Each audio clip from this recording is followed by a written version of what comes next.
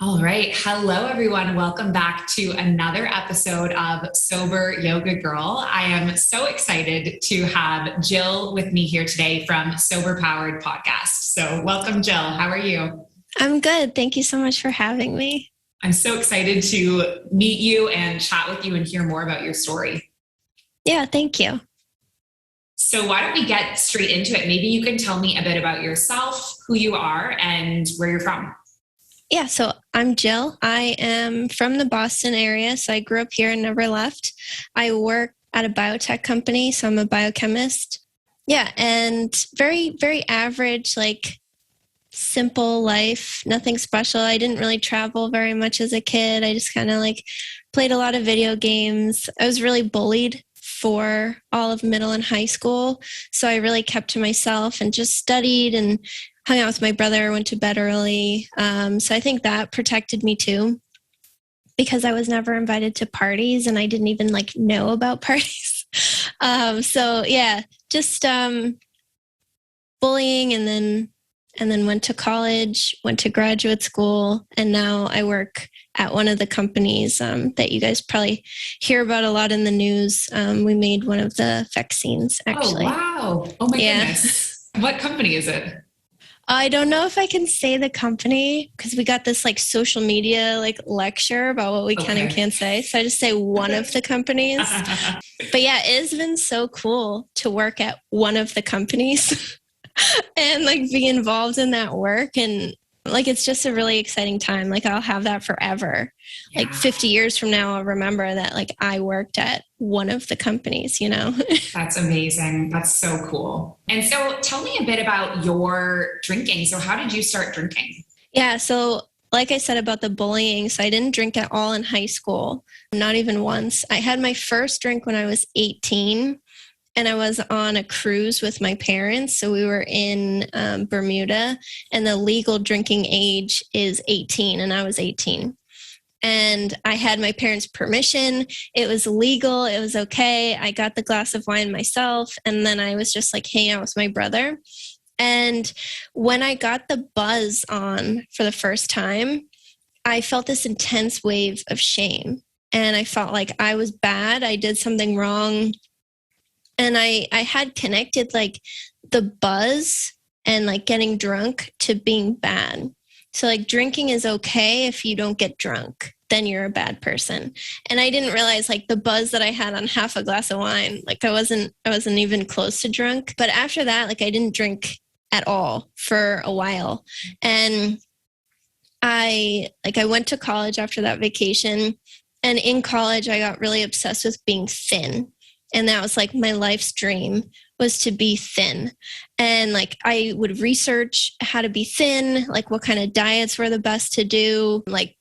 I was on these forums. So this was about 10 years ago, a little more. And back then there were these pro-Anna forums for women that had eating disorders that wanted to encourage each other and share our wins. And so I would be on the forums all the time, and we would be giving each other very unhealthy diet advice. And so, yeah, I obsessed about thinness for all of college, and being thin and drinking alcohol, I knew that didn't mix, because I had this belief that when you drink alcohol, you got the drunchies and you just ate all this food, and, alcohol has all these calories. So I didn't drink.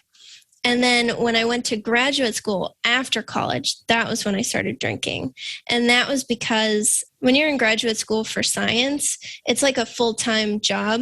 So you go to your classes and then you work in a lab, with whatever professor you decided to work with. Right. And you do that the whole day. So we would work 9 to 5, and then we would go to the bars afterwards. And I was the only one not drinking. And I kept thinking they're not going to like me. Nobody liked me growing up. There's obviously something about me that makes people not like me. And I was so stressed. And I decided if I drink too, they'll like me. I'll be one of them, and that will help. So I just started ordering, when the server would go around the table and ask what do you want? What do you want? I'd be oh yeah, I'll have what they're having. Cause I didn't even know what to drink at that point. I associated wine with shame. So I didn't order wine again. And then it took maybe like a couple weeks of doing this. And then I got my first like real buzz. And then I was like, okay, this is fantastic. I understand why people do this instead of wanting to get very thin. And like, I get why people do this every day. And like, now I understand. And then I was like, I was in. So I just started drinking every single day. We would actually have parties at the school with the professors. Like, it's very normal in science culture to just like drink at work. So we would like have these big parties and drink with the professors. And wow. I remember once they got that like ice chute that they like pour a shot down and you like drink it. So yeah, very elaborate drinking parties. And I immediately had like no control of myself. And I was drinking and I was blacking out and I started to get like sick a lot. And I would get sick out on dates with guys. So embarrassing. And yeah, that was the beginning. And then I met my husband like a month into drinking. So then he started seeing like all of that.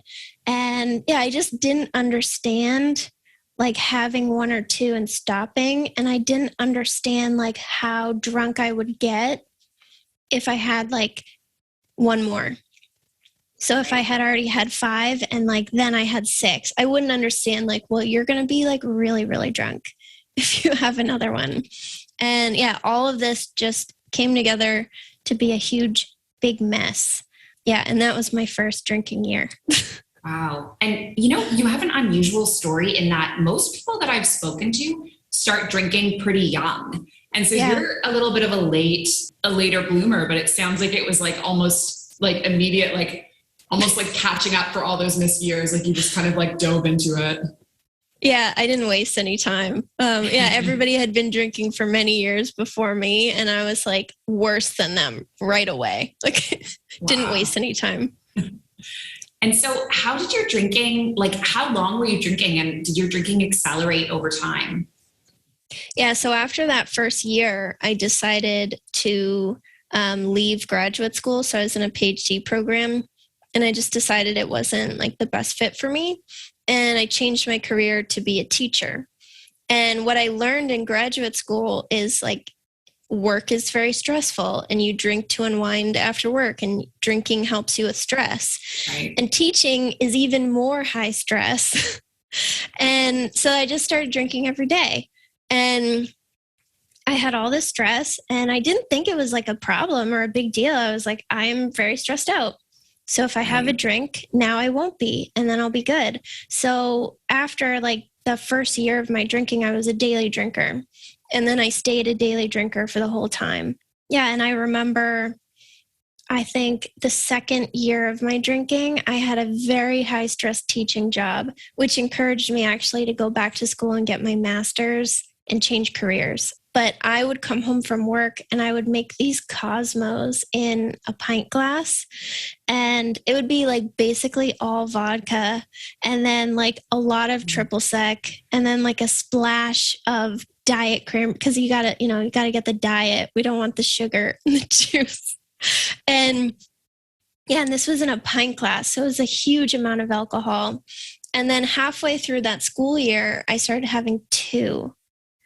And it was that second one that made me think. And I was like, that's a lot of alcohol, man. Like, maybe you should try to moderate. Maybe you should try to drink less. And then that started the whole journey. So I was 24 at the time. And I tried to moderate for 5 more years. And yeah, I never succeeded. It just got worse and worse and worse. But it was that like initial tolerance increase that really made me realize that there's like something going on here that's probably not normal. Right. Wow. And, you know, I used to be a teacher too. I actually was a teacher for 6 years and I quit my teaching job at the end of last year, actually, to be doing my business full time. But I can like so relate to what you're saying of like, I believe it was the stress of teaching that I like needed to numb out. I was just constantly in this chronic stress, and alcohol was like a coping mechanism when I didn't know how else to cope with it. Yeah, exactly. It's so rewarding and I love doing it. I wish that I could go do it, but the stress and like all of the hours, it was so much. And yeah, there's alcohol and there's food. And what else helps you when you're feeling that overwhelmed? Some of my coworkers were working like 7 days a week and they were still behind. And yeah, so you must be feeling better now. Oh Now my that God. you have more time in your day. Oh my God. It is like night and day. And the thing is, everyone's going back to school this week. Like, so I have a lot of teacher friends that are coming to my yoga classes, and I can feel their stress. I can hear their stress because it was stressful to begin with. And then you throw on a pandemic. It's uncontrollable. Like, so I'm super happy that I'm no longer doing it. But I definitely think this is the first time I've ever kind of made that connection of like the stress of my teaching job definitely contributed to the increase in my drinking, for sure. Yeah. So then I tried I don't know what you would call it, but I know there's the geographical cure where you like move to try to not drink as much. I did that like with my career. So I got my master's and then I switched to lab jobs, and I blamed my drinking on teaching. I was like, I wouldn't have to drink so much if my job wasn't as stressful. And I truly believed it. I thought it was like all teaching's fault. And if only I could have a different job, then I wouldn't have to drink as much. And like it helped a little bit, but I still drank every single day. And then it started to like creep back up, and it just continued to get worse. So like, even though it did help a little bit, it didn't really do much. And that was because now I had time to like have a lunch break or like go home at a normal time, I started going to therapy. And I actually went to therapy with the goal of finding out if I was an alcoholic or not. So I went and I asked this therapist, like, how do I know if I'm an alcoholic or not? Like, how do you know? And I was looking for her to like give me this criteria. And she was like, yeah, I don't really think you're an alcoholic, but why don't you not drink for a week and then we'll just see how that is. And I had never skipped a day at that point. And so I did the week because she had challenged me. I knew I had to go look at her in person next week and tell her if I drank. And I knew like if I did drink, then that meant I was an alcoholic, and I really wanted to avoid that. So I didn't drink. And then when I went back to therapy, she was like, yeah, you're probably not an alcoholic. And then I was like, okay, cool. And then I just kept, I'm not an alcoholic, so I'm good. I can just drink this way. And that's what everybody does. And so I started questioning it again very heavily, like when I left teaching. But it would take a few more years before like I really embraced that it was a problem for me. And so that was the question I was going to ask you next. Like, what was the turning point for you when you really were like, okay, this is a problem? Yeah. So after that, my mental health started getting really bad. So I've always struggled with depression, and I developed anxiety. So I would drink all night, pass out, and then I would jolt awake at like 2 or 3 in the morning. And then I would have this really bad anxiety, and it would keep me up, and like the room would zoom out. It was really scary. And then my depression started to evolve too. Like I really hated myself for not being able to control my drinking. Mm-hmm. And like, I thought it was because I'm a loser, I'm weak, there's something wrong with me, like everybody else can control it. And I used to just beat the crap out of myself at night, and the next morning. So I would wake up and I would think like, you are literally the worst person that's ever existed.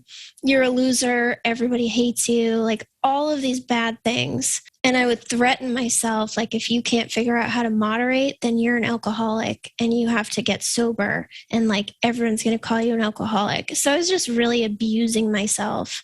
I would, like the next morning after a heavy night of drinking, I would be doing my makeup for work. And I'd be looking myself in the mirror and just repeating, I hate you, I hate you, I hate you, like over and over and over again. And I would like make myself cry. And that would be the start to my day.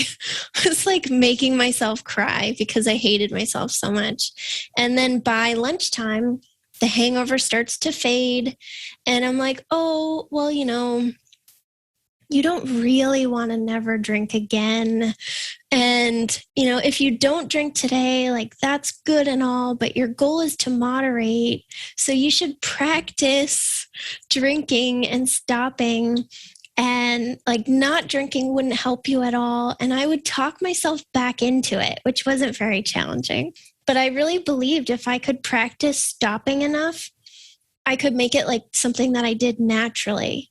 And I mean, spoiler, like you can't, but yeah. So then like I continued that way, and then I got really suicidal. So like all of that self-hatred just kept getting worse because I kept failing at moderation. And then I got really, really suicidal. And I would think like on top of like, you're the worst, you're a loser, why do you act this way? Then I would think like really scary things. And my husband doesn't deserve this. You should set him free, like all this stuff. And one day, I think I suffered with suicidal thoughts for like probably close to a year, actually. It was a long time. I didn't drink for 90 days to try to like cure myself so that I could moderate. And then once those suicidal thoughts came back, I got really scared, and I acknowledged that like alcohol makes you suicidal. Yeah. That's it. Yeah. And it doesn't make your husband suicidal. It doesn't make other people suicidal, but for some reason it makes you really suicidal. And I accepted that like, I just can't drink. And I was so scared that I could do something like really bad to myself. And even in like all of that craziness, I knew like I didn't actually want something bad to happen to me. And that motivated me to stop, because it like my husband will go on motorcycle trips or like trips for work sometimes. So I would be alone. And those were the nights that I like really went crazy. And I would imagine going crazy alone and then waking up really suicidal. So it was the fear of like what I could do that made me stop. And then day 2, I didn't feel suicidal anymore. Wow. And I haven't since. It was 100% alcohol. Like it wasn't actually me that felt that way. Wow. Thank you for sharing that. I know it's like a really vulnerable thing to share. And thank you. I can so relate. Like the reason why I stopped drinking was totally for my mental health. I had a mood disorder that I was on medication for, but the medication obviously wasn't working because I was drinking. But the interesting thing for me, when I hear you say that, is for me, it was like when I went sober at the beginning, my mood got worse. Like my depression got worse in the withdrawal. It probably was about 11 days where I was feeling really, really low, like wanting to, not exist anymore. And then it took me, I had to get maybe 2 weeks through it. And then there was like a flip switch. And I was like, okay, this is good. So that's really interesting to me that for you, it was so quick. Yeah, it was basically immediate. The anxiety also went away because I don't actually have anxiety. That was all from alcohol. Wow. And yeah, like I had like the physical symptoms of withdrawal and everything, but my mental health snapped back really quickly. I also had like a huge pink cloud, a giant pink cloud, and that helped a lot too. And that was because like I didn't feel suicidal, and I was like, oh my gosh, this is the best. I don't have to hate myself anymore. And yeah, so big pink cloud, that made a difference too. But for me as well, the pink cloud came a bit later. Like, I think it's just interesting to hear how everyone's like journey is a little different, but because I definitely hit that pink cloud, but it was like solid days of me just having to like believe that it would get better, because for me, it definitely got worse before it got better. No, I can so relate to like the mental health struggles in general related to drinking. Yeah, when I started sharing about it, it took some time because I believed that no one would ever understand and no one has suffered the way that I have suffered. And when I started sharing, people were like messaging me. I started sharing in Facebook groups, and they would message me and be like, oh my God, I felt really suicidal too. Or yeah, I felt really suicidal and I tried to do something about it. And fortunately, it didn't work. And just realizing like a lot of people felt that way. Yeah. It was so empowering. Like my struggles are not unique. Yeah. And I think that's really, really cool. Yeah. And once you start talking about it and sharing about it, it just makes you realize like you're less alone than you believe you are. Yeah, exactly. And so tell me about, okay, so it got better for you by like day 2. And then was that kind of like, was that it? Like you were like, okay, I definitely want to be sober, or was there like, what was your journey like after that? I know that alcohol for me equals like death, that I'm risking my life if I ever drink again. And I know that moderation is like, maybe I could do it temporarily because it's been so long since I had a drink, but I would go back to drinking normally for me eventually. And I wouldn't be able to stop if I started. I don't have like feelings that I have to fight off. I've had big emotional triggers that my first thought is like, I want to get drunk. But that's kind of different. Then I know like, no, you can't do that anymore. But when I fell off the pink cloud, that was really hard because then I had to accept it again and like grieve drinking because life was good. I didn't hate myself and all of this, and I still couldn't drink. Being social was also really, really hard. I used to go to parties at work. So I quit drinking, I think like 4 months before the pandemic started and everything shut down. And I quit in November, right when the holiday season was starting. So there were a lot of company parties. And I used to go to these parties and like come home and cry because it was so exhausting. Yeah. So I think that was really hard, like being around, like observing people drink. And I couldn't do it too. Yeah. And yeah, it was a whole like a grieving process that lasted a while. And it pops up like every now and again, like when the weather got nice again and I started seeing people drinking rosé outside, like I had to grieve that a little bit and just like realize they can have a glass of rosé on the porch and then go inside and move on with their lives. And I can't. I won't move on with my life. I'll just like blow up my life and be like, alcohol, alcohol, alcohol. And it will like activate this obsession. So yeah, I had to do like a lot of perspective work in the beginning, and I still do. Mm-hmm. And so what tools do you use when you're going through all that? Like what helps you get through it? I like to share. I like to tell people what I've gone through, how I'm feeling, because they usually have felt the same way or have gone through something very similar. And like being able to laugh about it with other people who understand, like really helps me. I go to therapy every week. I love my therapist. I started when quarantine started, and we've worked through like the grieving process. And when I stopped drinking, like all of this anger just appeared in me all of a sudden. I would get like overcome with rage, and I didn't know why, and I didn't know how to make it go away. And we worked through that. And like, I kind of made connections on like why I was so angry and how I can deal with it better. So I think therapy has been huge. I'm also kind of dabbling a little bit in meetings and seeing like what kind of meetings do I like and getting to know like the different types of recovery groups. So I'm more willing to like try different things. In the beginning, we're more like that won't work for me, but now like the longer I'm sober, it's like, well, if it sucks, you don't have to go back, but just try it. You'll see, maybe you'll like it. Mm-hmm. And so was there any groups in particular that you like, did you do the AA, the 12 step or? Yeah. So I attend a virtual AA meeting on Sundays, and That I just listen to with my camera off for now. I'm not working the steps and I don't have a sponsor, but I'm also interested in trying like the other groups online. Like I know there's the Luckiest Club that's very popular. Yeah, heard a lot about it. Yeah, everyone's talking about that. And I actually went to a meeting of theirs where Kathy from Back to Zero was sharing. Oh, that's amazing. Yeah, she shared her story and she invited me to come to the meeting, and it was so empowering. Everyone was so like just kind to her afterwards. I was really proud of her. Yeah, meetings like that I think I'm really interested in, but yeah, I think just trying new things has helped me a lot and not being like static in my recovery. Yeah.